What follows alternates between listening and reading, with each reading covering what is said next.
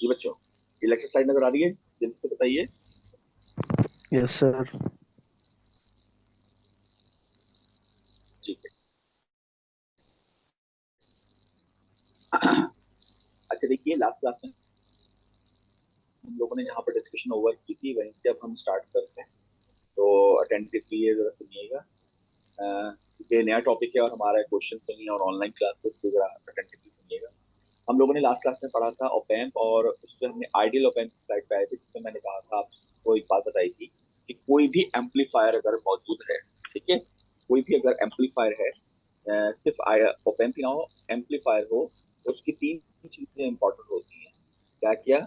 एक हमने कहा था गेन इंपॉर्टेंट होता है, एक उसकी इनपुट रेजिस्टेंस इंपॉर्टेंट होती है और एक उसकी आउटपुट रेजिस्टेंस इंपॉर्टेंट होती है। ठीक है, ये हमने ये हमने बातें कही थी। और हमने कहा था कि इन्हीं कैरेक्टरिस्टिक को हमें देखना होता है किसी भी एम्पलीफायर की। और आइडियल ऑप एम्प का मतलब क्या हुआ कि इन्हीं कैरेक्टरिस्टिक की आइडियल वैल्यूज क्या होंगी? तो हमने कहा था इन्फिनिट होना चाहिए ओपन लूप गेन, इन्फिनिट होनी चाहिए इनपुट रेजिस्टेंस और जीरो होनी चाहिए आउटपुट रेजिस्टेंस। और यहाँ पर एक बात मैंने और बताई थी कि इन्फिनिट का मतलब हमारे नजर में क्या होना चाहिए? Very high. इसको लिख लीजिए, क्या होनी चाहिए? Very high. यानी एक एक्चुअल इन्फिनिट का मतलब होता है मैथमेटिक्स में, मैंने कहा था कि यहाँ पर वो नहीं होता।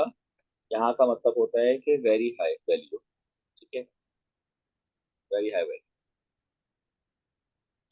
अब ये डेफिनेशन लिखी है, an ideal op amp is an amplifier with infinite open loop gain. अच्छा, ये ओपन लूप क्यों कह रहे हैं? यहाँ पर बार बार ये वर्ड आ रहा है, ये देखिए ओपन लूप। अब ओपन लूप का मतलब अभी आपको समझ में नहीं आ सकता, थोड़ी देर के बाद आपको जाकर समझ में आएगा, क्योंकि ओपन लूप के मुकाबले में हम क्लोज लूप की बात करेंगे। ठीक है, ये हमारे पास ऑपरेशन एम्पलीफायर होता है, इसमें दो हमारे पास इनपुट के टर्मिनल्स और एक हमारे पास आउटपुट के टर्मिनल। ठीक है, तो अगर कभी किसी भी वजह से आउटपुट टर्मिनल से हम इस आउटपुट टर्मिनल से यहाँ पर यूं घुमाकर इनपुट की तरफ वापस इस साइड पर, या यहाँ से घुमाकर वापस इस साइड पर, यानी ऑप्शन वन या ऑप्शन टू, कोई भी एक ऑप्शन अगर हम इसमें से चूज कर लें तो इसको हम क्लोज लूप कहते हैं। यानी आउटपुट से वापस इनपुट की तरफ अगर कोई चीज आ जाए तो वो क्लोज लूप कहलाती है, और जब तक ये चीज नहीं हो रही तो ये हमारे पास क्या है? ओपन। इसलिए हम बार बार इसको क्या नाम दे रहे हैं? Open loop gain. तो ओपन लूप गेन हमारे पास इनफाइनाइट है, इनपुट रेजिस्टेंस भी हमारे पास इनफाइनाइट है और आउटपुट रेजिस्टेंस हमारे पास जीरो है।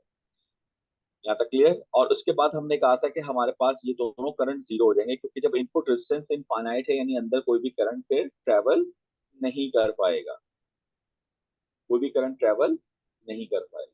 ठीक है, यहाँ तक बात क्लियर है? बताइए जी। हेलो, ये रिस्पॉन्स लाजमी करना है, आप लोगों को पता है, रिस्पॉन्स के बगैर मैं आगे नहीं जाऊंगा। जल्दी से बताइए।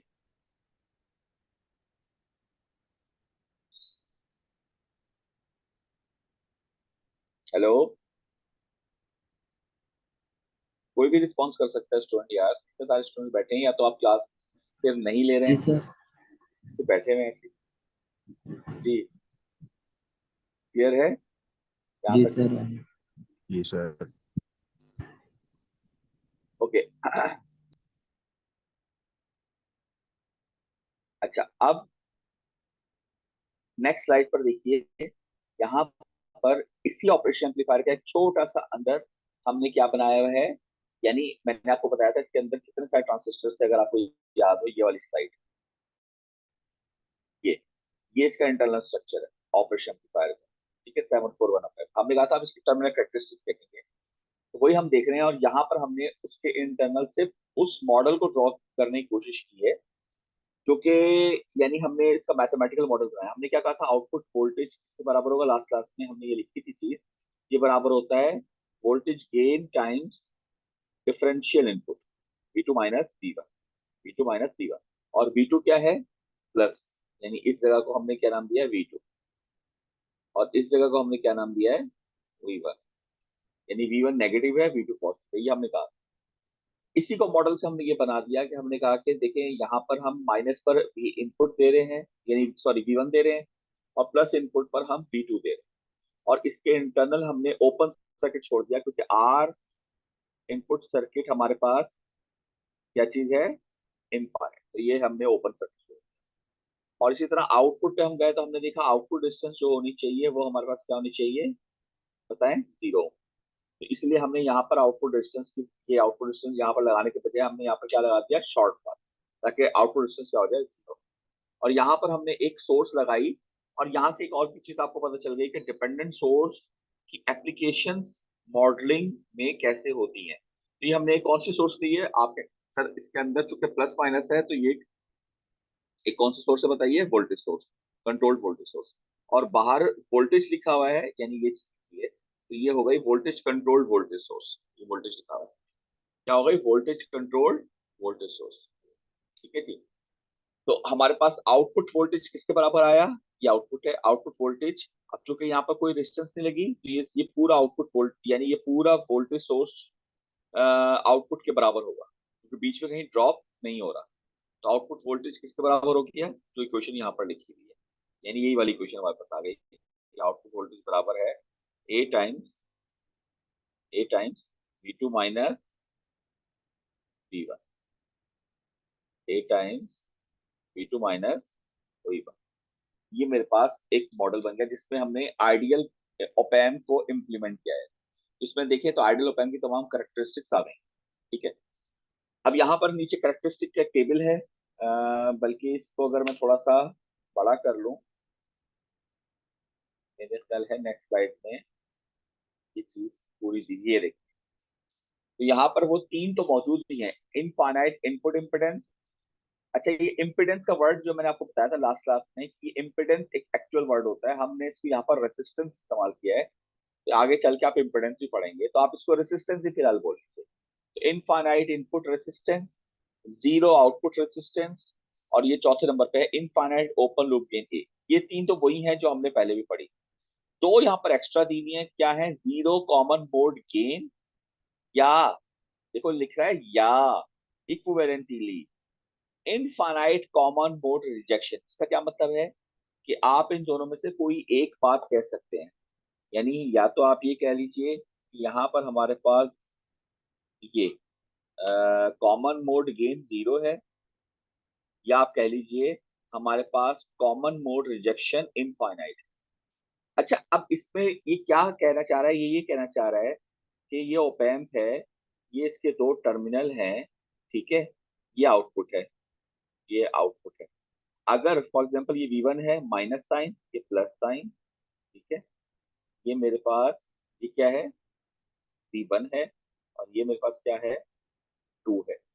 अगर मैं आपसे कहूं कि भाई V1 और V2 मैं अप्लाई कर रहा हूं लेकिन ये सिमिलर है, तो आउटपुट मेरे पास क्या आना चाहिए बताइए आप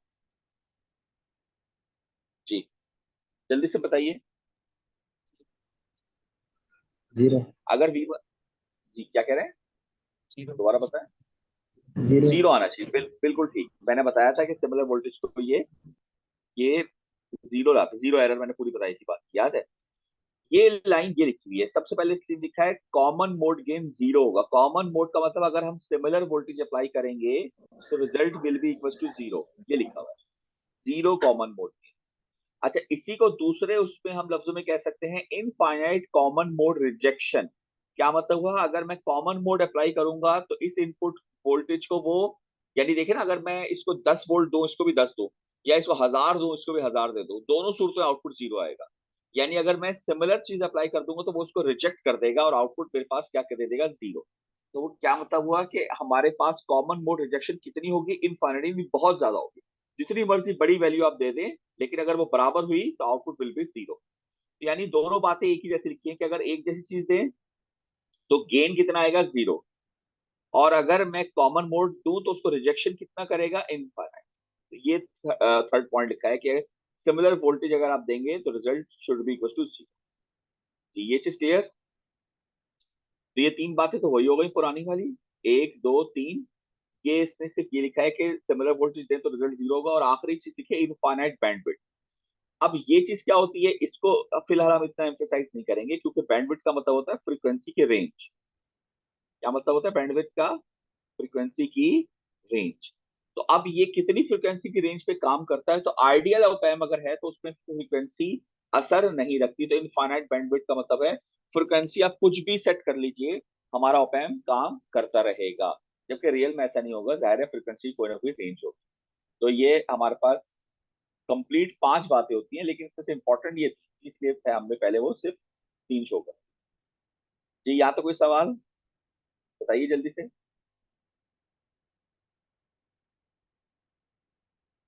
आगे चलो।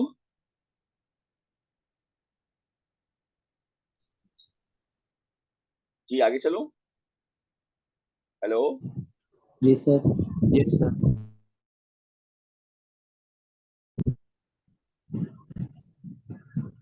Okay, next.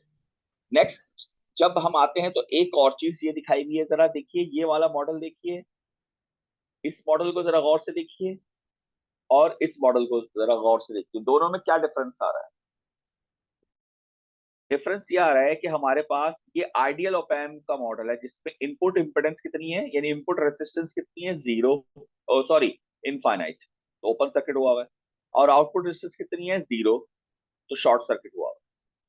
लेकिन अगर मैं इसको रियल बनाना चाहूँ, रियल, तो रियल मॉडल में हमारे पास ये दोनों चीजें जीरो भी नहीं होंगी और इनफाइनाइट भी नहीं होंगी। तो आपने एक इनपुट रेजिस्टेंस दिखा दी यहाँ पर और एक आउटपुट रेजिस्टेंस दिखा दी यहाँ पर, तो ये दोनों वैल्यूज अगर आप गौर करिए तो ये हमारे पास दोनों वैल्यूज फाइनाइट आ रही है। ये एक सिंपल सा मॉडल शो किया हुआ है कि अगर हमारे पास रियल होता तो कुछ ऐसा होता, लेकिन हमने एम्फेसिस आइडियल पे करना है, इसलिए रियल पे हम इतना ज्यादा एम्फेसिस नहीं करेंगे। तो आगे चलते, ये देखिए ये हमारे पास वैल्यूज आ गई कि हमने कहा था कि ये रियल मॉडल है, तो आइडियल क्या होगा, ये दी हुई है वैल्यूज कि हमारे पास आइडियल वैल्यूज क्या है, ओपन लूप गेन की इनफाइनाइट, इनपुट रेजिस्टेंस की इनफाइनाइट और आउटपुट रेजिस्टेंस की जीरो। ये तो हम पहले भी पढ़ चुके हैं, लेकिन नॉर्मल जिंदगी के अंदर ये आइडियल नहीं होता, रियल अगर हुआ तो उसकी वैल्यूज क्या होंगी, वो ये है, लिखा है ऊपर typical range. Open loop gain कितना आ रहा है, इनफाइनाइट नहीं है बल्कि एक्सपोनेंट 5 टू एक्सपोनेंट 8, यानी 1 लाख से ऑनवर्ड बड़ा है। इनपुट रेजिस्टेंस कितना आ रहा है, ये भी 1 लाख ओम से बड़ा है, यानी ये तकरीबन 0.1 मेगा ओम हो गया, 0.1 मेगा ओम से तकरीबन 10 टेरा ओम तक, यानी ये इनपुट रेजिस्टेंस है। और आउटपुट रेजिस्टेंस हमारे पास 10 ओम से 100 ओम तक, और ये सप्लाई वोल्टेज तो दोनों का सेम है। तो ये हमारे पास उस रेंज की वैल्यूज है, तो इसलिए हम इनको तकरीबन, ये इतना बड़ा गेन है, इसको हम तकरीबन इन्फिनिटी ही कहते हैं। और इनपुट रेजिस्टेंस भी इतनी बड़ी वैल्यू है, इसको भी हम इन्फिनिटी ही कंसिडर कर लेते हैं, और ये इतनी छोटी है, इसको हम जीरो कंसिडर कर लेते हैं। ये हमारे पास टिपिकल रेंज आ गई ऑप एम्प की वैल्यूज। ठीक है, ओके भाई, अगर यहाँ तक क्लियर है तो हम जरा आगे चलते हैं, और ये एक न्यूमेरिकल आता है। जी, इस न्यूमेरिकल को देखिए क्या कह रहा है, the internal circuit of a particular op amp can be, क्या कह रहा है, can be modelled by the circuit is shown in the figure. Okay, तो ये हमने एक ऑप एम्प का अंदर वाला जो भी सर्किट था उसको हमने इस तरह से एक मॉडल कर दिया, और वो कह रहा है एक्सप्रेस V3, V3 का है, ये V1 है, ये V2 है, ये VD है, ये V3, यानी आउटपुट को V3 कह रहा है, express V3 as a function of V1 and V2। Okay, full stop. उसके बाद जो कह रहा है वो तो नेक्स्ट क्वेश्चन है, पहले अब ये देखें कि ये काम करना है। क्या लिखा क्या है, express V3 in as a function of V1 V2, यानी V3 की क्वेश्चन निकालिए जो कि V1 और V2 पर डिपेंड करती हो, यानी इन terms of V1 and V2। कैसे करूंगा, ये न्यूमेरिकल का। जी, ये न्यूमेरिकल समझ में आया, बताइए जल्दी से।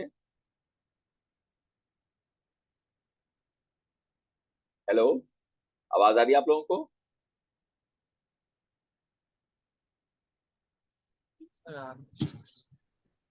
जी ओके, सर आ रही है। Yes, sir. जी क्या करेंगे अब हम, सबसे पहले देखिए, आपने, आपको कहा गया V3 की क्वेश्चन निकाले, तो यहाँ से हम वर्किंग शुरू करते हैं, और इसका सर्किट देखिए आपने, ये मतलब ये क्या है कि सर ये क्या चीज आ गई, कुछ भी नहीं है, वो डिपेंडेंट सोर्सेज है। चलिए पहले जरा पहचान ले, ये कौन सी डिपेंडेंट सोर्स है। आप कहेंगे सर ये वोल्टेज लिखा है तो वोल्टेज कंट्रोल्ड वोल्टेज सोर्स, ये कौन सी है, वोल्टेज कंट्रोल्ड करंट सोर्स, और ये कौन सी है, ये भी voltage controlled current source. Agree करते हैं आप लोग। अब V3 की Yes, क्वेश्चन sir. निकालनी है, तो सबसे पहले मैं देखूंगा ये V3। तो अगर मैं आपसे कहूं कि केवीएल ही लगा दें, चलें इस पूरे लूप पर, वैसे तो सामने दिख रहा है कि ये वोल्टेज इसके बराबर है, मगर अगर केवीएल भी लगा दूं तो क्या आएगा, माइनस ये वोल्टेज सोर्स क्या आ रही है, म्यू वी डी, क्या आ रही है, म्यू वी डी, और प्लस V3 इक्वल टू 0। तो सिंपल देखा जाए तो V3 बराबर आ गया म्यू वी डी के, है ना, बताएं, म्यू वी डी। ये चीज देख के भी पता चल रही थी कि V3 बराबर होगा म्यू वी डी के। ओके, अब जरा वीडी देखते हैं, वीडी कहीं सर्किट में दिया होगा, आपको पता है ना डिपेंडेंट सोर्स की चीज कहीं सर्किट में दी होती है, तो वीडी कहाँ दिया है, आपके अंदर वीडी यहाँ दिया हुआ है, ये इस रेसिस्टर के अक्रॉस। तो यहाँ पर मुझे अब ये निकालना है वीडी, तो वीडी निकालना है, तो वीडी जो है वो क्या होगा, ओम्स का। ओम्स का क्या होता है, V टू आई आर, आप जानते हैं, V टू आई आर। अच्छा, अब आर तो ये दिया हुआ है, आई क्या है, ये करंट है, ये करंट है, और यहाँ यहाँ निकालना है। तो अगर मैं आपसे पूछूं कि भाई यहां से करंट क्यों जा रहा है, यूं, इसका नाम क्या है, ये वाला, इसको अगर मैं आई वन कह दूं फॉर एग्जाम्पल, ये आई वन जा रहा है, या जीएम वी वन भी कह सकते हैं डायरेक्टली। आई वन क्यों कह रहा हूँ, क्या लिख लूं, ये जीएम, क्या लिखा हुआ है, जीएम वी वन, ये करंट जा रहा है, ठीक है। और अगर मैं आपसे बोलूं यहां से ये करंट आ रहा है, इसका नाम क्या है, बताएं, जीएम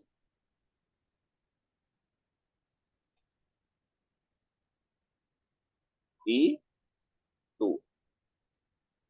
और यहां से एक करंट यूं जा रहा होगा, इसका नाम क्या है, इसका नाम मैं रख लेता हूं आई वन, चले ऐसे आई वन। तो अगर मैं आपसे पूछूं कि भाई वीडी की क्वेश्चन क्या होगी, आप ओम का लगाएंगे, ओम का क्या होगा बताइए, आप कहेंगे आई वीडी जो है वो तो इसके क्रॉस है, और यहाँ से आई वन गुजर रहा है, तो मैं क्या लिखूंगा, आई वन आर, सिंपल ओम का हो गया, सही है ना, आई वन आर। और आई वन कैसे निकलेगा, मैंने कहा यार इस नोड पर, ये जो नोड है, इस नोड पर मैं केसीएल लगा रहा हूँ, किरचॉफ्स करंट लॉ, क्या लगाता हूँ, किरचॉफ्स करंट लॉ। जाने वाला बराबर है आने वाले, तो दो जाने वाले हैं, एक जीएम, बताएं, जीएम वी वन, ये जा रहा है ना, ये जाने वाला, प्लस, और आई वन भी जाने वाला, और जीएम वी टू आने वाला, तो इक्वल को उधर लिखते हैं, तो जीएम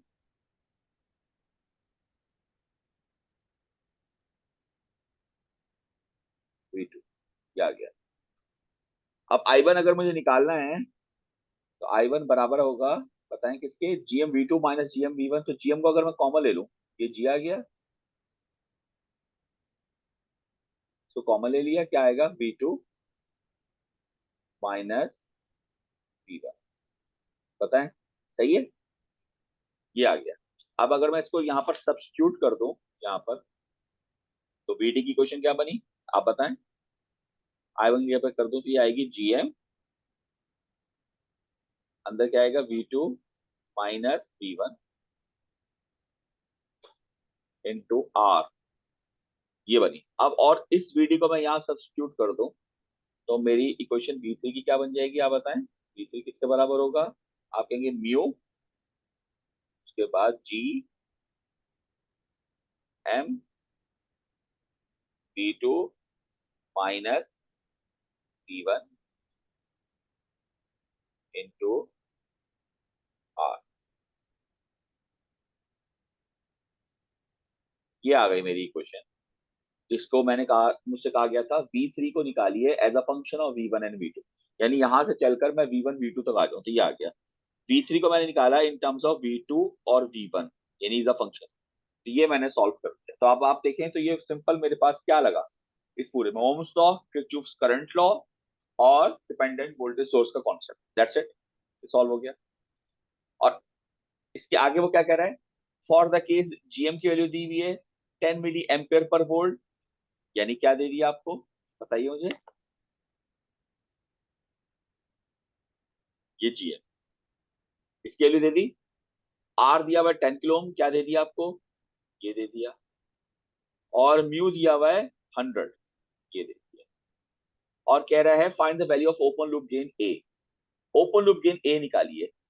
ए क्या होता है भाई? ए जो होता है ओपन लूप गेन ए, वो होता है आउटपुट वोल्टेज अपॉन इनपुट, यानी output voltage divided by input. यहां पर कितना है? V2 minus V1, V2 minus V1, ये निकालना है। तो ये निकालना है तो जरा इसके अंदर अगर मैं कहूं कि आउटपुट वोल्टेज तो V3 है, आउटपुट वोल्टेज क्या है? इसको आउटपुट 0 या 3 लिख देता हूँ, तो ये क्वेश्चन बनी। तो अगर मैं इस V2 माइनस V1 को क्रॉस मल्टीप्लाई करके इसके नीचे ले जाऊं तो इसकी क्वेश्चन तो पूरी यही बन गई ना, जो सामने लिखा है क्या? म्यू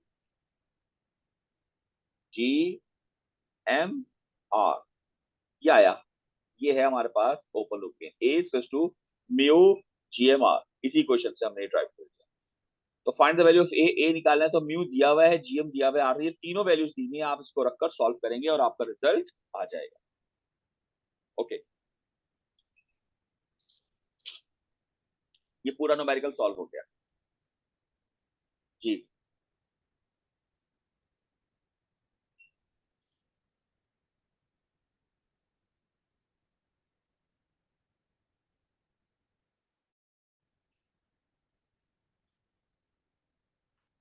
जी बच्चों बताइए, समझ में आया नहीं आया? हेलो आ गया सर भाई, समझ। कौन तो करो यार। हाँ आ गया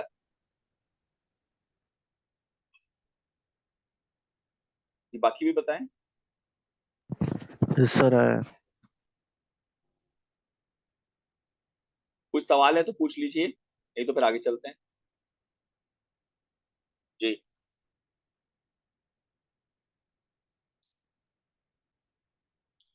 जी एनी क्वेश्चन? No sir. चलिए फिर आगे चलते हैं। अच्छा जी, हाँ, यहाँ तक हमारे पास एक चीज आ गई। अच्छा, अब मैं जरा चलता हूँ आगे, और ये हेडिंग है इन्वर्टिंग एम्पलीफायर। ठीक है, ओके।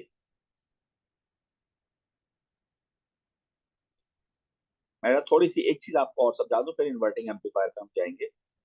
ये क्या आपको नजर आ रहा है? जी सर। अच्छा,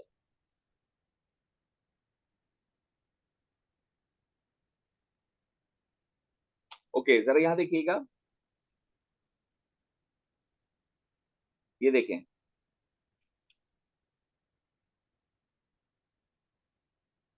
ये मेरे पास ऑप एम्प होता है, ठीक है? ये नजर आ रहा है आप लोगों को? आउटपुट और ये इनपुट, ठीक है? ये मेरे पास ऑप एम्प, और इसका ओपन लूप गेन जो है वो बहुत हाई होता है। ठीक है, ओपन लूप गेन जो है वो बहुत हाई होता है। तो मैंने आपको बताई थी लास्ट लास्ट क्लास में बात कि हाई का मतलब ये कि अगर ये 1 लाख की है, जैसे अभी हमने देखा, अगर ये 1 लाख की है, यानी इसकी दिया हुआ है 1 लाख, 100, ये 1000, 10,000, इसका मतलब ये कि मैं बहुत छोटा वोल्टेज भी अप्लाई करूंगा, हमारे पास आउटपुट आ जाएगा। मिसाल के तौर पर इस पर सप्लाई दी हुई है 10 वोल्ट और नीचे है -10 वोल्ट, ठीक है भाई? यहां तक दिख रहा है आपको? वी आउट बराबर है A times V2 minus V1, सही है? या इसको मैं कह देता हूँ वी आउट बराबर है ए टाइम्स, इसको इनपुट वोल्टेज सिंपल कह देते हैं। अब डिफरेंस को मैं इनपुट वोल्टेज, तो अब अगर इनपुट वोल्टेज मैंने अप्लाई किया है 10 वोल्ट, मिसाल दे, तो आउटपुट कितना आएगा बताइए? आप कहेंगे सर 10 इंटू, बताएं, 1 लाख 1 लाख इंटू 10 कितना हुआ? मिलियन। हाँ, ये आना चाहिए एक्सपोनेंट 6, लेकिन हमारे पास मैक्सिमम कितना है बताओ? 10 वोल्ट। तो वी आउट मेरा 10 वोल्ट पर क्लिक कर जाएगा। मैं इसको कम कर देता हूँ, मैं इसको कर देता हूँ 1 वोल्ट। अब आउटपुट किस पे क्लिक करेगा बताएं? अब भी यहाँ टेन 1 पे वोल्ट होता तो ये एक्सपोनेंट 5, यानी 10 वोल्ट पे। मैंने कहा इसको और कम कर देते हैं, हम 0.1 वोल्ट कर देते हैं। अब किस पे करेगा? 10 वोल्ट। मैं इसको 0.01 कर देता हूँ, अभी भी किस पे होगा? 10 वोल्ट। मैं इसको 0.001 कर देता हूँ, अभी भी किस पर होगा, 10 वोल्ट। 10 वोल्ट। अच्छा क्या नहीं होगा, ये कब तक रहेगा बताएं, बताइए। जब तक जीरो नहीं हो जाता। नहीं जीरो कैसे, एक्सपोनेंट एक्सपोनेंट 5 है ना आपके पास गेन, है ना, एक्सपोनेंट 5 है। तो अगर मैं इसको कम करते करते मिसाल के तौर पर ले जाऊं, 1 2 3 000। 4 5, इतना छोटा ले जाऊं। अब जरा आप देखें क्या आएगा, वी आउट बराबर है 10⁵ ये गेन हो गया, ये आ गया 0.000, कितने मैंने लगाए थे, 5 जीरो गए थे, 3 4 5। जरा कोई बच्चा इससे मल्टीप्लाई करके बताए क्या आ रहा है, कैलकुलेटर में देखिएगा।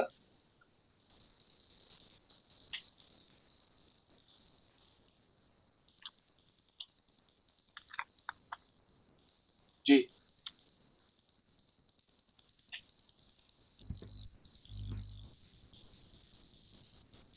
याद कर लो यार,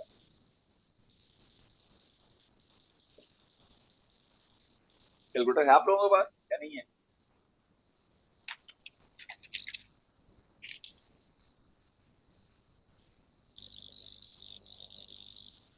हेलो,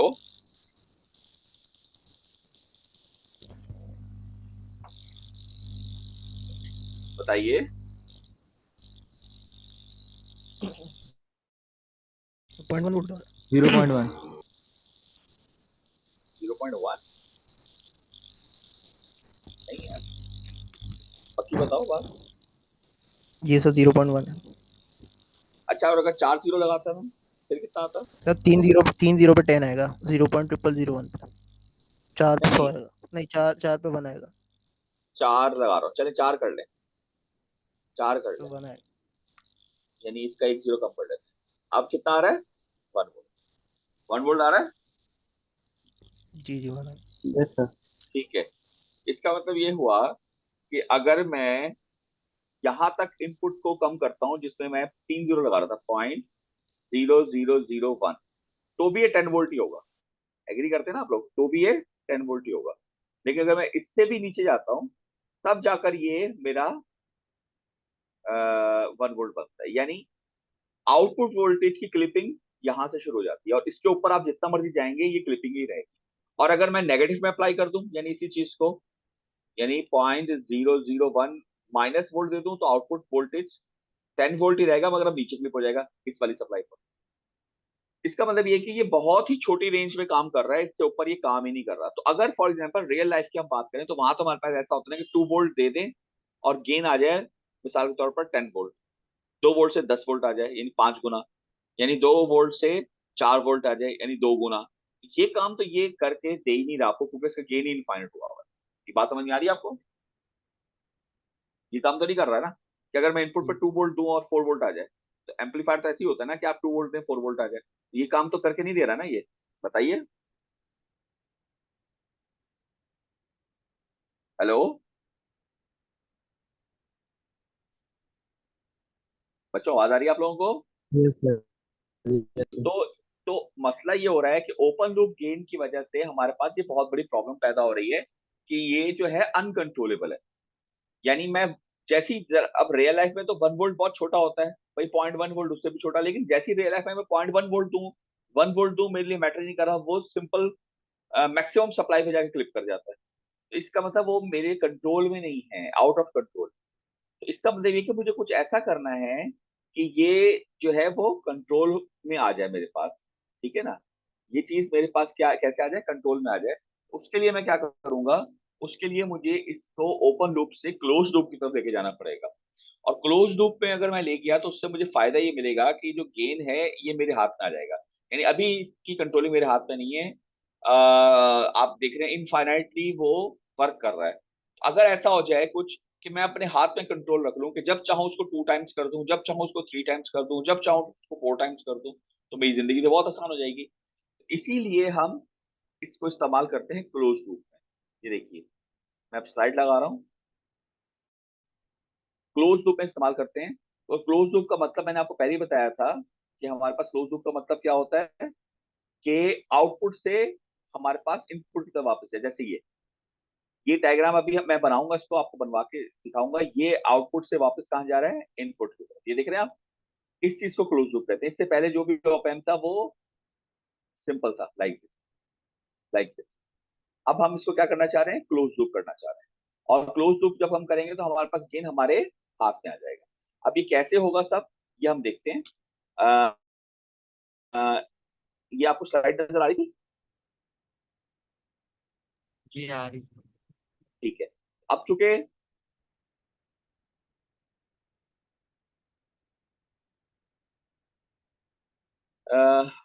मेरे हाल से इसमें टाइम ही नहीं आ रहा, या टाइम शायद आई थिंक एंड हो रहा है। तो ये मीटिंग अभी खत्म हो जाएगी, मैं अभी दोबारा मीटिंग शुरू करता हूँ, उसमें आपको ये चीज कराता हूँ। तो आप सब जल्दी से दोबारा आ जाए, ठीक है? इसको मैं बंद कर रहा हूँ, आप जल्दी से दोबारा आ जाइए सारे के सारे।